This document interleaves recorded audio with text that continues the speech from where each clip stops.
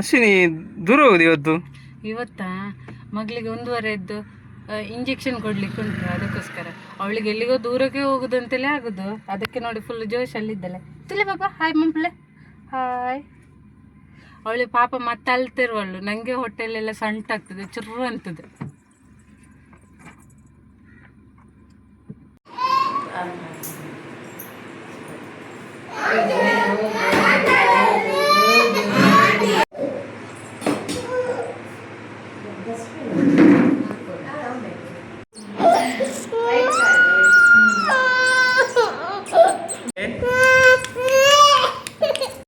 ಏನು ಅಶ್ವಿನಿ ಇಷ್ಟು ಬೇವರಿದ್ದು? ನಂಗೆ ಈಗ ಸ್ವಲ್ಪ ಆದ್ರೂ ಸಮಾಧಾನ ಇತ್ತು. ಹೊಟ್ಟೆಲಿ ಒಂಥರ ಆಗ್ತದೆ, ಮಕ್ಕಳಿಗೆ ಇದು ಕೊಟ್ಟದಲ್ಲ ಇಂಜೆಕ್ಷನ್, ಅದು ತುಂಬ ನೋವು. ಎಲ್ಲ ತಾಯಂದ್ರಿಗೆ ಎಷ್ಟೆಲ್ಲ ನೋವಾಗ್ಬೋದಲ್ಲ, ನಮ್ಮ ತಾಯಿ ತಂದೆ ಕೂಡ ಇಷ್ಟು ಹತ್ತಿರುವರಲ್ಲ, ಸಂಟೆಲ್ಲ. ಯಾರಿಗೂ ತಂದೆ ತಾಯಿಗೆ ಮಕ್ಕಳು ನೋಡಿ ಮಕ್ಕಲ್ವಾ. ಇದಕ್ಕೆ ಸೂಜಿ ಕೊರಿಯರೇ, ಎಂಚ ಕೊರಿಯರು